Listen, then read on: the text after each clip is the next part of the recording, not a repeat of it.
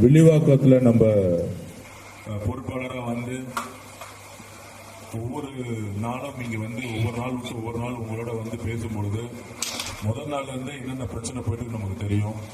வரும் பொழுது சத்யா நகரில் வந்து வீடை இடிச்சிட்டு இருந்தாங்க. ஆனால் அவங்க ஹைகோர்ட்டில் ரிட்டில் வந்து கேஸ் பெண்டிங் இருக்கு. சுப்ரீம் கோர்ட் வரைக்கும் போகிறதுக்கு வந்து அவங்களுக்கு எல்லா விதமான லீகல் ரைட்ஸ் இருக்கு. ஆனால் வந்து அது அவசரமா அரசு நோட்டிபிகேஷனுக்கு முன்னாடி இடிக்கணும்னு சொல்லிட்டு இங்க இருக்க மக்களை வந்து கோர்ட் ஆர்டர்னு சொல்லிட்டு இடிச்சிட்டு இருந்தாங்க. எவ்வளவோ கோர்ட் ஆர்டர் இருக்கு, எங்கேயுமே வந்து நிறைய இடத்துல இடிச்சது இல்லை. அவங்களுக்கு சுப்ரீம் கோர்ட் போற வரைக்கும் வந்து லீகல் ரைட்ஸ் கொடுத்துருக்கலாம். ஆனா வந்து தமிழக அரசு ஒரு பிரைவேட் கான்ட்ராக்டருக்காக வந்து இங்க வீடு இடிச்சாங்க. அதே மாதிரி வியாபாரிகள் பக்கமும் ஹைகோர்ட்ல கேஸ் வந்து பெண்டிங் இருக்கும் போதே வந்து அவசரமா கேஸ் இருக்குன்னு சொல்லிட்டு இடிக்க வந்தாங்க. வில்லிவாக்கத்தை பொறுத்த வரைக்கும் எம்எல்ஏவே காணும். 5 வருஷமா எம்எல்ஏ ஆபீஸும் கிடையாது. நம்ம வந்து இங்க வந்து மக்களுக்கு சேவை செய்யணும்னு சொல்லிட்டு இங்க வந்து ஒரு ஆபீஸ் போட்டோம், நம்ம பணிமனை போட்டோம். தேர்தலுக்காக இல்ல, இது அடுத்த பல வருஷத்துக்கு வந்து இங்க இருந்தே நம்ம செயல்படுவோம்னு சொன்னோம். ஆனா இன்னைக்கு என்ன ஒரு திமுகக்கு என்ன ஒரு பயம் அப்படின்னா, நம்ம வில்லிவாக்கம் மட்டும் இல்ல, பெரம்பூர் சரி, ஆர்கே நகர் சரி, குளத்தூர் சரி, வரிசையா ராயபுரம் வரைக்கும் எல்லா தொகுதிக்குமே இன்னைக்கு வந்து எங்க பார்த்தாலும் தமிழக வெற்றி கழகத்துடைய பிரச்சாரம் தான் வந்து ரொம்ப பெருசா போயிட்டு இருக்கு. இன்னும் திமுக வந்து இன்னும் ஃபீல்டுக்கு வரல. இன்னைக்கு இல்ல, எம்எல்ஏ ஜெயிச்சதுல இருந்தே இன்னும் 5 வருஷமா ஃபீல்டுக்கு வரல. அந்த பயம் அதிமுகங்கிறது சென்னையில இல்லைங்கிறது எல்லாருக்கும் தெரியும். அப்ப இன்னைக்கு தமிழக வெற்றி கழகம் தான் கடுமையா ஒரு பெரிய எழுச்சியை உருவாக்கிட்டு இருக்குங்கிற ஒரே பயத்துல இன்னைக்கு வில்லிவாக்கத்துல HRMC மினிஸ்டர், அதாவது மிஸ்டர் சேகர் பாபுவும் இங்க இருக்கக்கூடிய சேர்மன் இருக்கக்கூடிய யாருங்க ஜெயினா கூப்பி ஜெயினுங்கிற ஒரு ரவுடியை வச்சு நம்மள வந்து இங்க மிரட்டுறது. அந்த கூப்பி ஜெயினுடைய ரவுடி வந்து இங்க இருக்கக்கூடிய வில்லிவாக்கத்தில் இருக்கக்கூடிய நம்ம தோழர்களை வந்து மிரட்டுறது. இங்க இருக்க ஆபீஸ்ல இருக்கக்கூடிய இந்த ஓனர்ஸை வந்து அவங்க 85 வயசாச்சு, நேரடியாவே மிரட்டல் கொடுத்திருக்காரு, மன உளைச்சல் கொடுத்திருக்காங்க. அதுக்கப்புறம் வந்து அந்த ஓனர் வந்து மிரட்டிருக்காங்க. சோ நான் காலையில அவங்ககிட்ட பாவம் 85 வயசாச்சு, 85 வயசுல இருக்கக்கூடிய ஒரு பெண்ணு கிட்ட வந்து தகாத வாரையில அந்த கூப்பி ஜெயின் வந்து கண்ணமனான்னு பேசியிருக்கிறாங்க. நான் இப்பதான் வந்து அவங்க வயசானவங்களை பார்த்தேன், ரொம்ப கடுமையான மன உளைச்சல் இருக்கிறாங்க. நமக்கு பரவாயில்ல, ஒன்றும் பிரச்சனை இல்லை. நம்மளால யாருக்கும் எப்பொழுதும் எந்த விதமான சிக்கல்கள் வர வேணாம். நம்ம எந்த தப்புமே பண்ண, நம்ம கரெக்டாக அக்ரிமெண்ட் போட்டிருந்தோம்.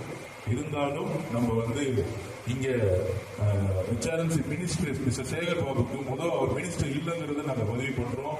டிபார்ட்மெண்ட் ஃபங்க்ஷன் பண்ணவே முடியாது. 40 வருஷமா இருக்கக்கூடிய ஒரு இடத்துல அக்ரிமெண்ட் போட்டு ஒர்க் பண்ணும் போது இந்த இடத்த காலியே பண்ணணும்னு சொல்லிட்டு, முக்கியமா வில்லிவாக்கத்தில் இருக்கக்கூடிய இந்த அலுவலகத்தை காலி பண்ணணும், சீல் வைப்போம் நேரத்துல இருந்து 2 நாள் மிரட்டியிருக்காங்க அவங்கள. கண்டிப்பா வயசானவங்களை நம்ம வந்து என்னைக்கும் அவங்களுடைய உணர்வுகளை நம்ம மதிக்கணும். அவங்க மரத்தில் கொடுத்திருக்காங்க. 85 வயசு பெண்ணுக்கு ஒரு பாட்டிக்கு ஒரு முதியவங்களுக்கு ஒரு பயத்தை கிரியேட் பண்ணிருக்காங்க. அதனால இந்த ஆபீஸை வந்து நம்ம வெக்கேட் பண்றோம். இன்னைக்கு அவங்களுக்கு எந்த தொலையும் கொடுக்க வேணாம். நம்ம சேகர் பாபு ஐயாவுடைய சந்தோஷமா இருக்கட்டும், அவர் நம்ம ஆபீஸை வெக்கேட் பண்ணட்டும், நம்மள மிரட்டட்டும், நம்ம ஆளுங்களை வந்து தெருக்குள்ள போன வந்து தகாத வார்த்தைகளை பேசட்டும், கூப்பி ஜெயின்னு ஒருத்தரோட ரவுடியை வச்சு என்ன வேணா செய்யட்டும்.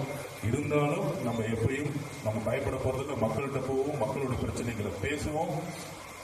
நமக்கு என்ன ஒரு சின்ன ஆபீஸ் கிடைச்சா கூட நம்ம வந்து நம்மளுடைய பிரச்சாரத்தை துவங்குறோம். அதனால எவ்ரி வார்டு வைஸ் நம்ம வந்து பணிமனையை ஓபன் பண்ணுவோம். இன்னைக்கு அது வந்து 100 ஸ்கொயர் ஃபீட்டுக்கா 200 ஸ்கொயர் ஃபீட் நம்மளுடைய பணி தான் வந்து கொண்டு போய் சேர்க்கணும். மிகப்பெரிய அளவில் நம்ம தலைவர் விஜய் அவர்கள் ஒரு பெரிய அரசியல் மாற்றத்தை தன்னுடைய பிரச்சாரம் மூலமா உருவாக்க போறாரு. பெரம்பூர்ல ஆரம்பிச்சுன்னா கன்னியாகுமரியில முடிக்கும் போது இந்த ஆட்சி சுத்தமா இருக்காது. ஆல்ரெடி இந்த ஆட்சி இல்லை. இன்னைக்கு இந்த ஆபீஸ வந்து க்ளோஸ் பண்றதுக்கான எல்லா வேலையும் பண்ணிருக்காங்க. ரிட்டர்னிங் ஆபீசர் ROக்கு தான் ஒவ்வொரு சட்டமன்றத்திலையும் அதிகாரம் இருக்கு. எந்த கவர்மெண்ட் டிபார்ட்மெண்ட்டுக்கும் பவர் கிடையாது, எந்த போலீஸ் ஆபீசருக்கும் பவர் கிடையாது, எந்த முன்னாள் அமைச்சர்களுக்கும் பவர் கிடையாது. முன்னாள் முதலமைச்சர் மு க ஸ்டாலின் அவர்களுக்குமே அதிகாரம் கிடையாது. மு க ஸ்டாலின் முன்னாள் முதலமைச்சருடைய தூண்டுதல் பேர்ல சேகர் பாபு முன்னாள் அமைச்சரும் சேர்ந்து இங்க இருக்கக்கூடிய ரவுடிகளை வச்சு ஆபீஸ வந்து இன்னைக்கு மிரட்டி ஆபீஸ காலி பண்ண சொல்லியிருக்காங்க. இங்க இருக்கக்கூடிய 85 வயசு எங்களுடைய வயசானவங்களுக்கு நாங்க மரியாதை கொடுத்து இந்த ஆபீஸ வந்து நாங்க வந்து வெக்கேட் பண்றோம். கடந்த 1 வருஷத்துக்கு மேல இங்க இருந்து பல்வேறு ஒர்க் நம்ம செஞ்சுட்டு இருந்தோம். பரவாயில்ல, அவருடைய தவறான மனசுக்கு ஏற்ற மாதிரி இந்த விரிவாக்க மக்கள் முடிவு பண்ணுவாங்க. அதனால வந்து நீங்க யாரும் சோர்ந்து போவாதீங்க.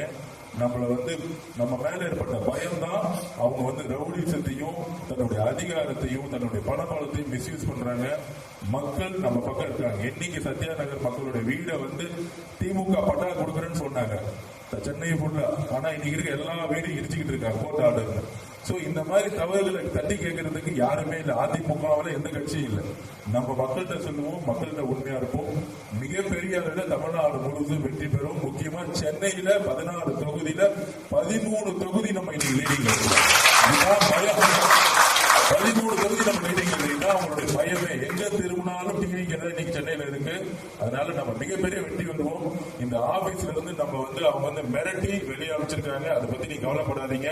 நம்ம அறத்தோட வழியில போவோம், அமைதியான வழியில போவோம், மக்களுக்கிட்ட போவோம். தேங்க்யூ.